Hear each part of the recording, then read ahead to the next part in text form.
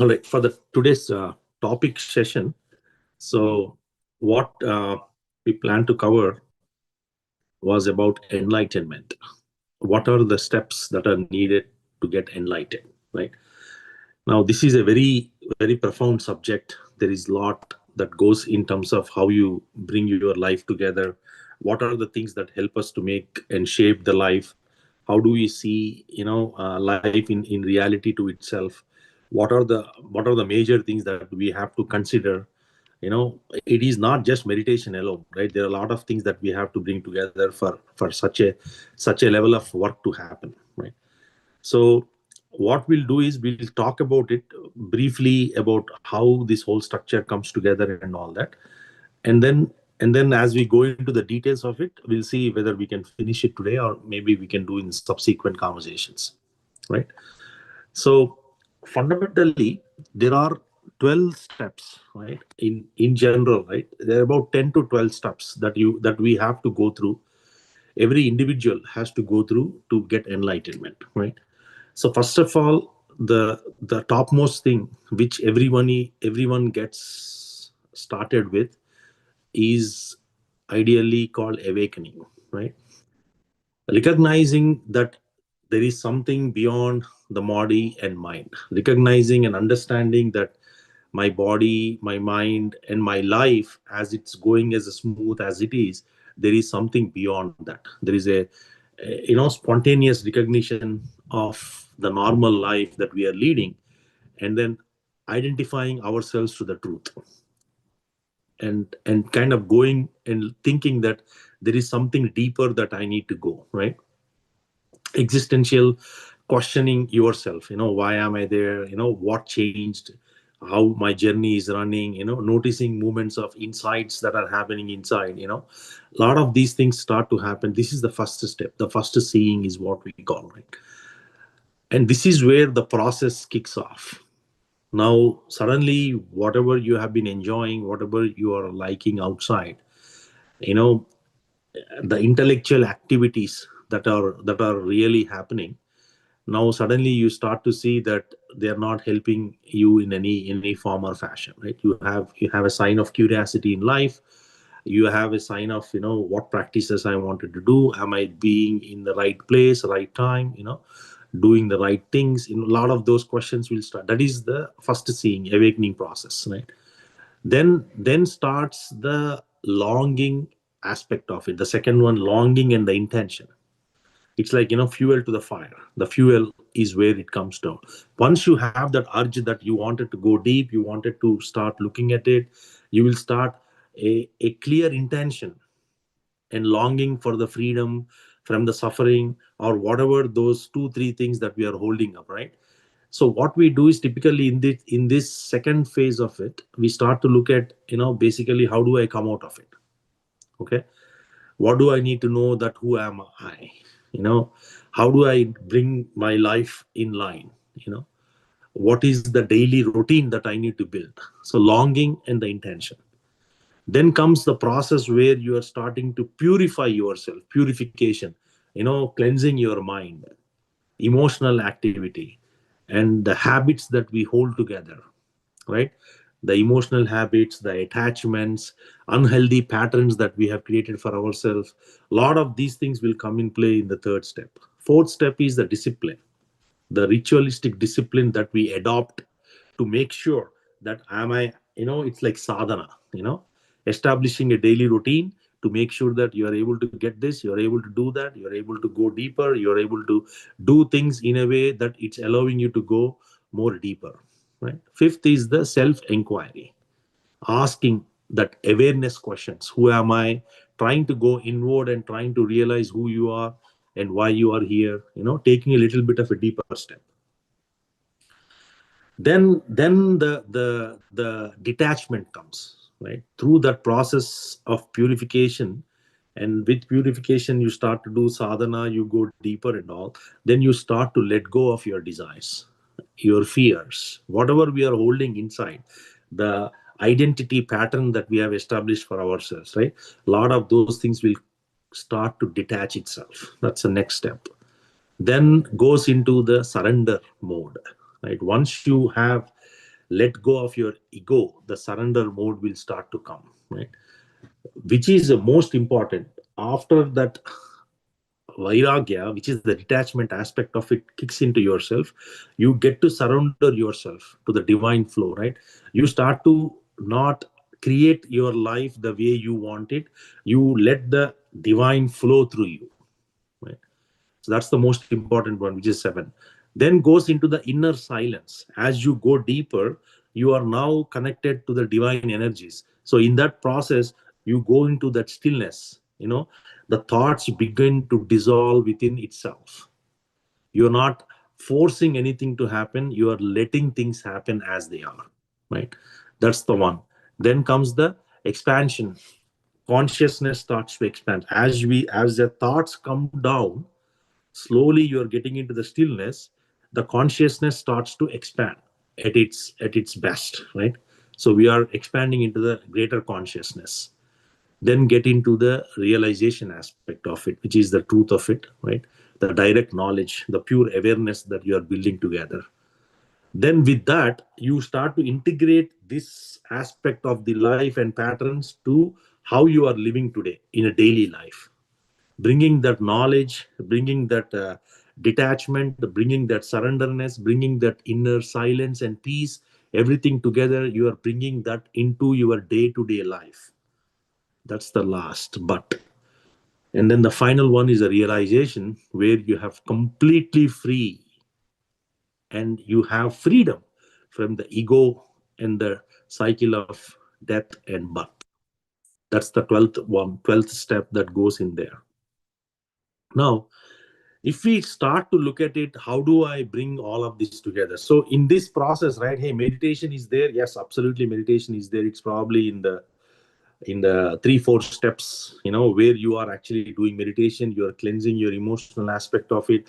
You are getting into a practical sadhana aspect of it. You are starting to go deeper inner silence of it, on the silence aspect of it. And then you are actually doing meditation for a deeper understanding of yourself, whether it is emotion, whether it is blocks, whether it is something that you're holding that you want to let go of it, whatever those, right?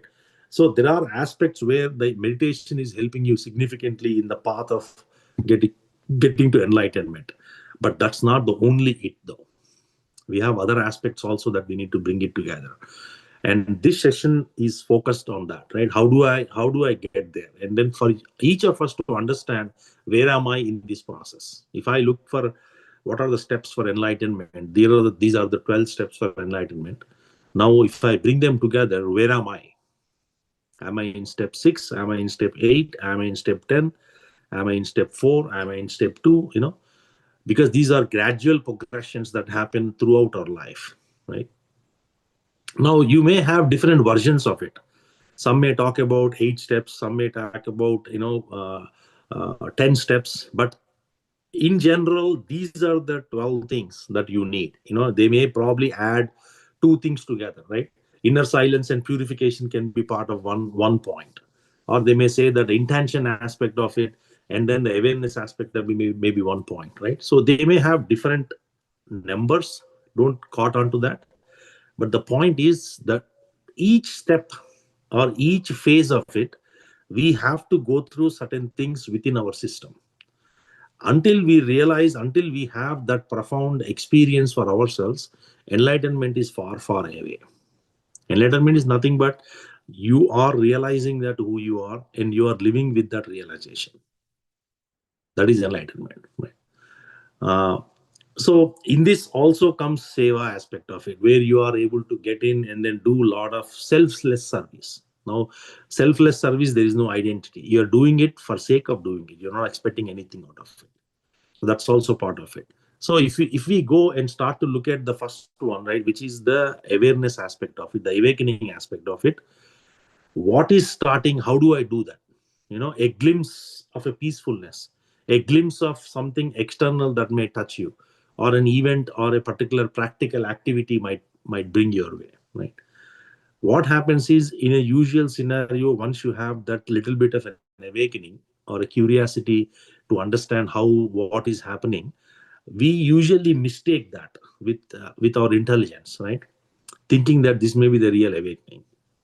The real awakening is far, far away. This is where we are actually trying to bring it together. You're trying to understand what is happening to you, right? So it is a very rudimentary and a basic step as to something has triggered or kicked in your system that is helping you to understand, hey, I'm having a beautiful life. What is going on, right? Why am I not happy? Why am I not peaceful? That basic question, which allows you to go deeper, is what is this awakening aspect of it. Then going into that intentional aspect of it, where you are starting to now look at that, a heartful intention and a longing to get that freedom, whatever that awakening that got triggered within your system or kicked off, you started to hold on to it, and then you say, okay, now I need this, whatever this is, the fuel aspect of it, and you're longing for that intention to manifest. So that is where you started to repeat yourself the routines, repeat yourself the patterns. What, how do I need to get that? What disciplines I need to bring into my life? What wishful thinking I need to have, and how, when I'm doing it, do I have to have with action, without action? How is my persistent inner pull is going to help me to practice, in a way that I'm able to get out of my comfort zone. A lot of those things happen in the second step, where you are figuring it out, right? A lot of times we also go through the same pattern, where I start to think that, okay, I wanted to do meditation. I haven't been doing meditation for a long time. Now I need to do it, no matter what, whatever, what may come, what may go, I want to sit and do meditation. That longing, that fuel of intention. That's the second one, which is the most important one of all them, because without that intention you're not going to go anywhere, right? So once you have the intention, you start to look at it. As you bring that intention together, now you start to look at your emotional habits, your attachments. What are the things that I'm attached to? Now you're starting to go inward and starting to understand what are the things that you are supposed to let go, or you are planning to let go. Unhealthy habits, what you may be holding on, right? So in this process is where typically journaling is a very, very good habit, right? Ethical living, yama niyamas, is a very good thing. Breath work, pranayama, is a very good. And then detoxification, right? Simple detoxifications, water detoxification, or any kind of detoxification will help you get that as well, right? So what you do is, in this step of removing those obstacles, you start to look for patterns that will help you to get out of that emotional habits, the attachments, the unhealthy nature of what you're holding up, all of that, right? What is happening? Suddenly you are getting angry, for no reason. Now you're trying to, consciously trying to understand why, anger is coming your way, right?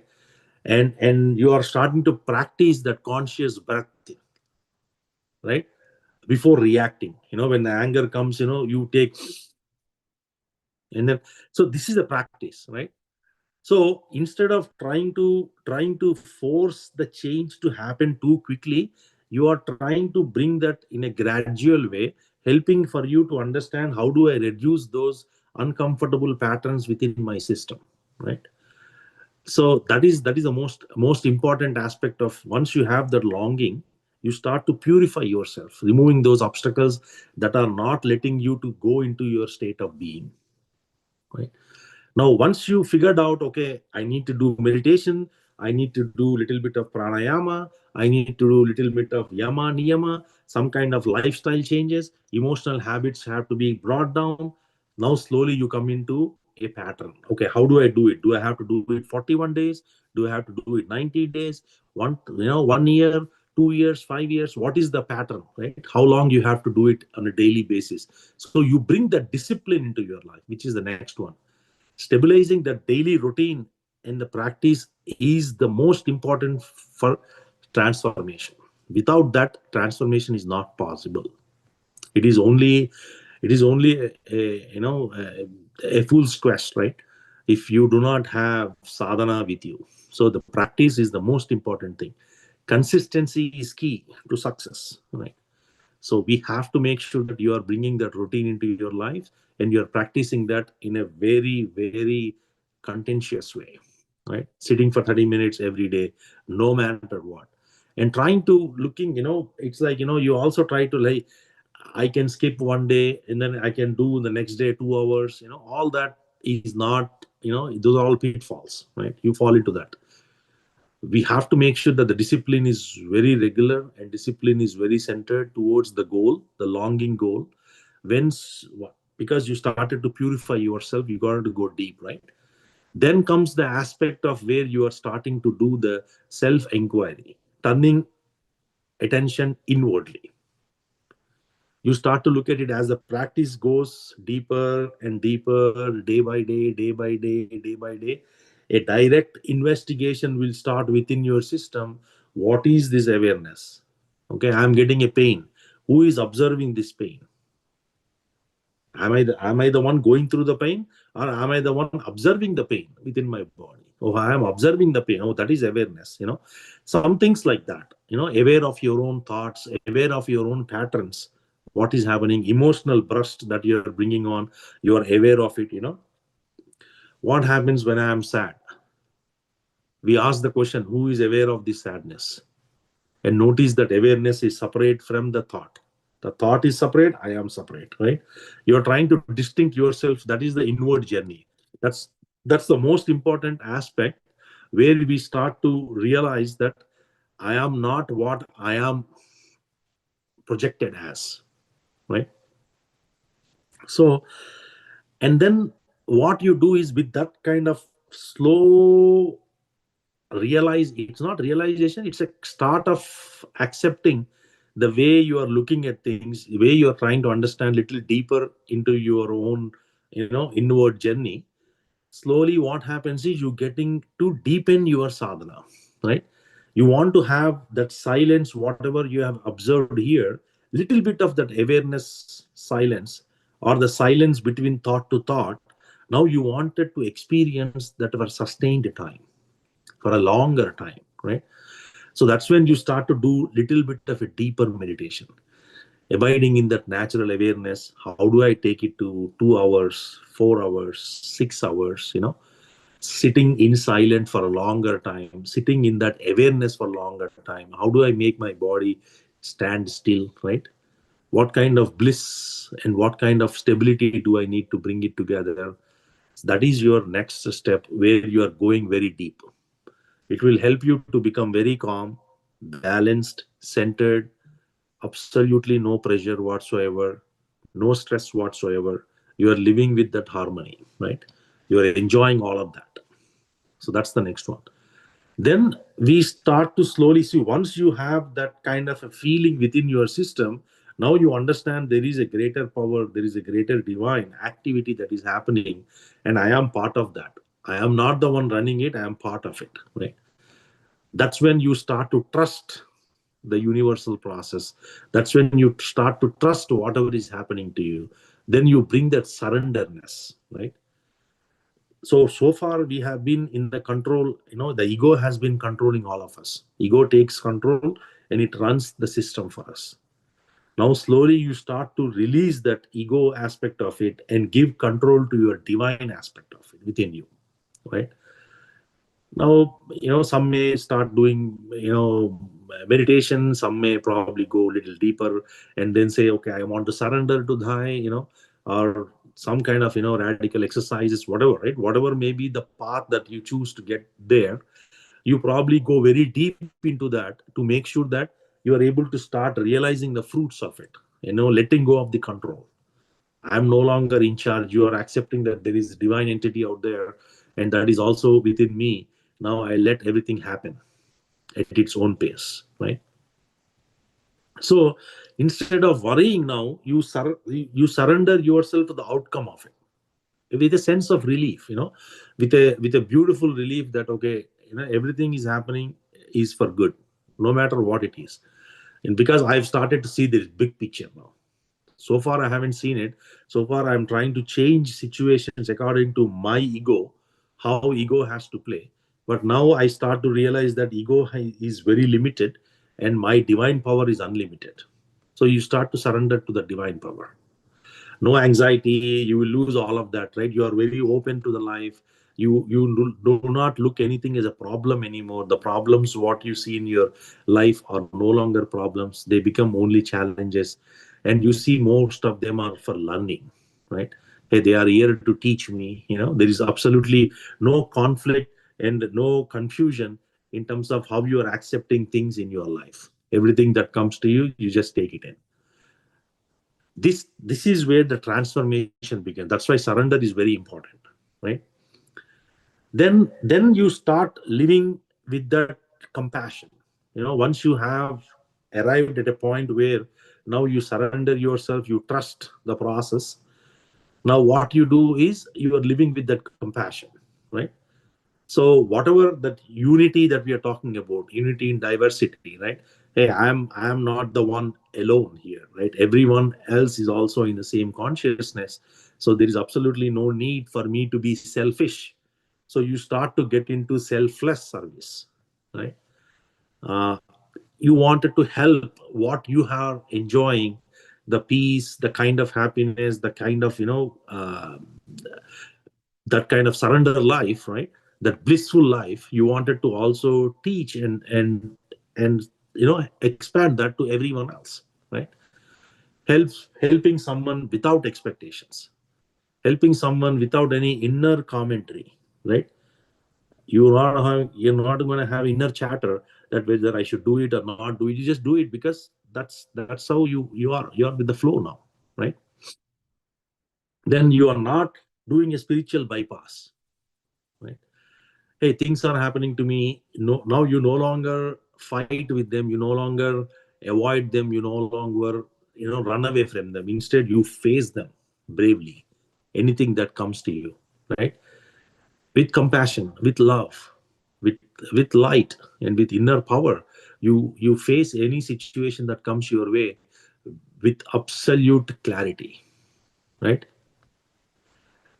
So what happens with that is your relationships will get very deepened. You will start to see that world is coming towards that energy that you are building in. Everybody starts to see that common cause, like the way you are looking at it. Like, example is Patriji. You remember when he started, he just had one individual who started this whole mission, or the movement. Now look at it, right? The movement got expanded because his compassion, trying to bring it together. He's so centered and balanced that he was able to pull in everyone else who are the like-mindeds. So that is when you get into that living compassionately. Most important. Then you will have the little bit of a, that presence of realization. Because when you start to give it out, then you start to, what is left out of you is for you to be in peace and happiness, right? So the true nature of the awareness will start to come in play with you. The continued presence, the inquiry, the surrender, whatever you are investigating in your daily life, slowly it will start to come your way. No longer you're attached, no longer you're identifying, you no longer have any control, you're not controlling things. Ego is no longer managing you, right? Ego is no longer the boss for you, and you are in complete empathy towards the life, towards everyone else. Your relationships have deepened, you have increased energies, and you have stillness that you have brought in together. Your thoughts are no longer bothering you. So what happens with all of those coming together? You are in that direct realization. You are getting into the path, that inner freedom what everyone is looking for, right? The fear of death is no longer there. The clarity of your purpose, why I am here, what am I here to do, a lot of those things will come to you as a natural effect of all these things. Then what you do is, at this point, once you start to realize that, oh, here's my purpose, here's why I'm here, this is my work, this is what I'm intended to do, there is nothing much for me, then you started to live in that lifestyle, embodying yourself to make sure you are living as an enlightened being. from that point onwards. So what happens is that that realization, whatever you have got now, you embodied within your thoughts, within your speech, within your actions. No matter, the transformation has happened inside out. Whether you are, whatever you may be doing it, you are actually brought all of that into your life, right?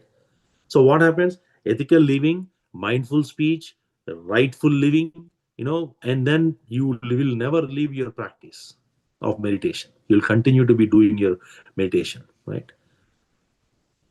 So typically what happens before that, I would make my decisions based on my ego and fear, right?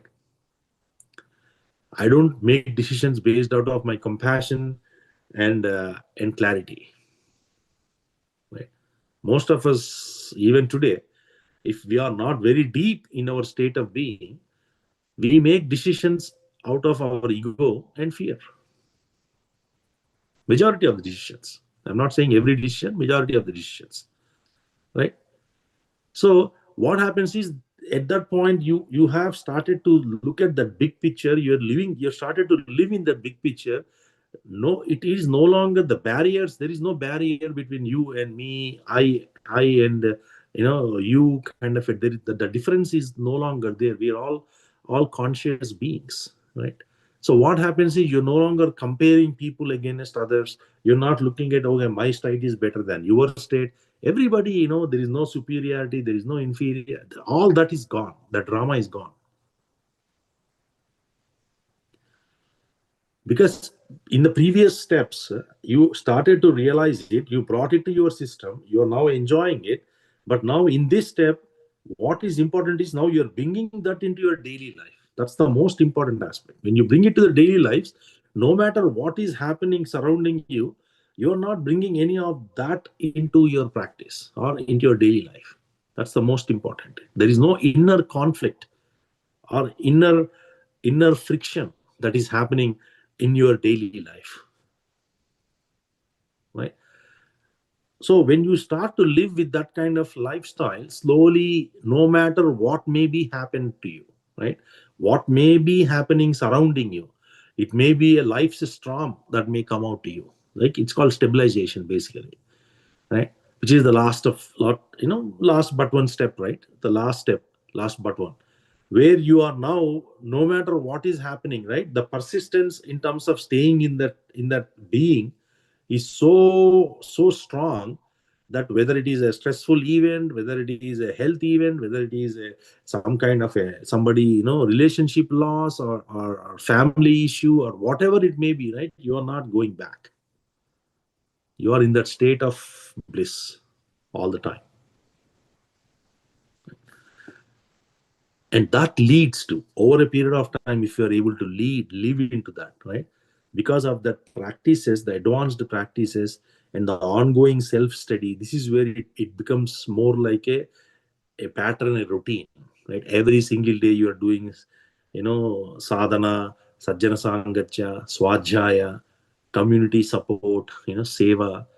You go wherever the opportunities arise to you, create opportunity. You no longer wait for opportunities come to you. You go create opportunities to go do more seva. Right? What Patriji did is, ideally, he said, you don't wait for opportunities to knock your door. You go create opportunities for yourself, because there is now nobody creating it for you. The person who is coming to you, and is also you. He's also part of you. So why wait for him to come to you? You can just go create the opportunities and do what you can do your thing. Then opportunities will come on its way. So very important shift happens in life, right? Now what happens is, you're calling people and saying that, hey, when is next?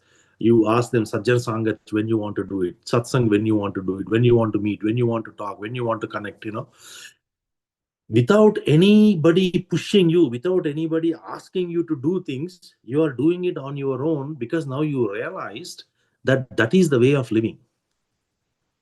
Transmitting the divine light through you is the purpose of living. There is nothing else. That's it, right? That equanimity, that compassion, that you're not acting things under pressure, you're doing out of love, divine love. Then comes that final stage where now the realization is a spontaneous service for you. Whether you are sitting, you are mentoring somebody, you are in a satsang, you are quietly helping others, you are as a living example, you being in the state of that, you are trying to look at something, you are working with someone else, you are going and enjoying a particular session, you may be a speaker there or you may be an audience there, doesn't really matter. What happens in your presence is everybody will start to feel that energies. They want to be with you. They feel like, I want to be here. You generate that natural vibrations within your system that will help you to radiate the atmosphere, right? Energize the atmosphere surrounding you, right? Healing happens naturally in your presence, right? No, you are now teaching without any dogma, right? No confusion, no expectations. Absolutely, it is just flowing through you. The knowledge is flowing through in a natural way, right? You will start to lose the identity that you are the teacher. You will, because you have surrendered in that state. Patriji never says I am guru, because he says I am not the guru. You are the guru for yourself, right? So you lose that identity, right? That attachment of you are following me, I am wiser than you, I am the one starting this, you are the one following this. All this drama is all out. You have absolute freedom for anybody praising you, anybody blaming you, anybody gifting you, anybody recognizing you, or anybody kind of giving you something, whatever that may be, right? You are out of that. That is enlightenment. That is called liberation. That is called enlightenment. If you are able to live in that life, radiating that light for everyone for eternity, that is enlightenment. So enlightenment is not something, it comes overnight. It is a constant practice that brings you there. And with constant practice, there is a transformation that happens. And with that transformation, you start to see the life, the very life that you are leading, with a different perspective. Instead of trying to fight it, you try to accept it and you try to surrender to it. What may come, what may go, it doesn't really matter. Let body may stay, body may go. Let mind may stay, mind might go. But your deter towards that enlightenment should never change. No matter what happens, the sadhana should never end. Then we will get enlightened. So that's that I've just shortened it a little bit just to in the interest of time. So we started a little later today. But any questions?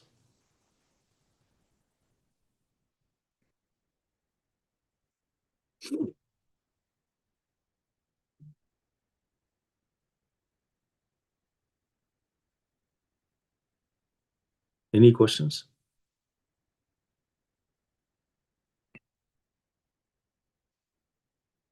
This is a very important discussion that we are doing. It is a path to enlightenment and the steps to enlightenment. Just if you get opportunity, listen to the video one more time, a couple of more times, just so you understand how these things work together, right? It's not just one step that's going to take you, it's every phase of it. You are going to the next phase of it. You have to observe yourself how you are doing it. There are so much of distractions, so much of illusion, so much of confusion, so much of stereotype kind of lifestyles, right, that we lead, right? Day after day, day after day, day after day, the mechanical life that we lead, right? It can really take you away from the path of enlightenment very easily, distract you, right? So just keep that in mind when you are trying to bring it together, and how you wanted to shape it to make sure that it is not coming back in any way or form, right? What you have started, you have to end. The first step, once you have that spontaneous awakening that, hey, whatever my lifestyle, I wanted to, there is something beyond it. I'm starting to see that even though I have everything, but I feel like I have nothing, right? That spontaneous awakening will allow you to have that intention. And from that intention, until you are realizing the last one, realization, right? Freedom, liberation, you have to consistently pursue it, absolutely, with no gaps, no sideways, right? So you have to follow that, and then you will get there. All right. If no further questions, then we'll call it a right.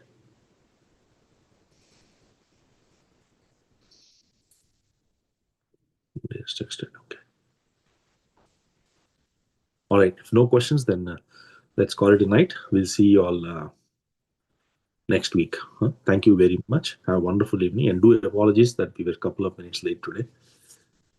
Thank you very much. Thanks, Anil. Thank you. Please take care. Bye-bye. Bye.